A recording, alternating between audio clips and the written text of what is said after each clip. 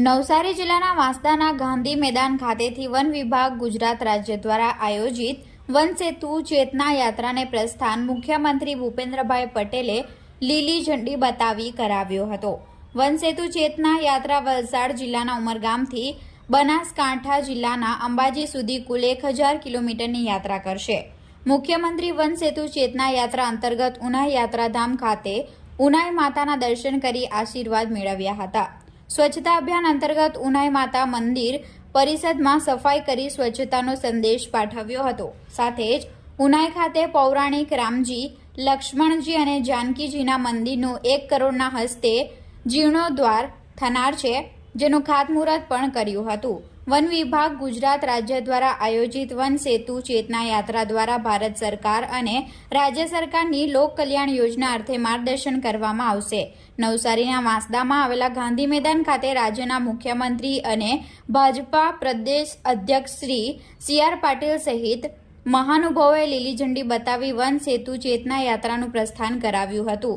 આ પ્રસંગે મુખ્યમંત્રી અને મહાનુભાવોના વરદ હસ્તે વન વિભાગ દ્વારા વનવાસી લાભાર્થીઓને વિવિધ યોજના અંતર્ગત ચેક વિતરણ કરવામાં આવ્યા હતા।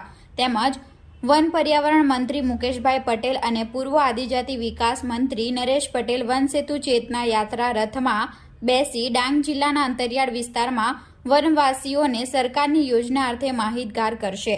તેમજ ઉમરગામથી અંબાજી સુધીના 13 જેટલા આદિવાસી જિલ્લાઓમાંથી પસાર થશે।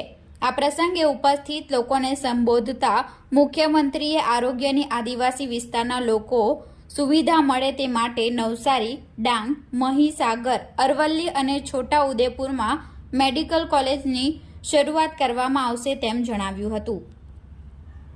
આજે ઉનાઈ માતાના દર્શન કરીને આજની આ ચેતના યાત્રાનો આપણે પ્રારંભ કરી રહ્યા છીએ। આરોગ્ય સેવાઓ, મલ્ટી સ્પેશિયાલિટી હોસ્પિટલ આદિવાસીઓના ઘર આંગણે મળી રહે તે માટે નવસારી, ડાંગ, મહીસાગર, અરવલ્લી અને છોટા ઉદેપુર જેવા વનવાસી વિસ્તારોમાં પણ આપણે મેડિકલ કોલેજ શરૂ કરવા જઈ રહ્યા છે। હવે તો આનંદ ને, ડોક્ટર બનવાનું છે ને।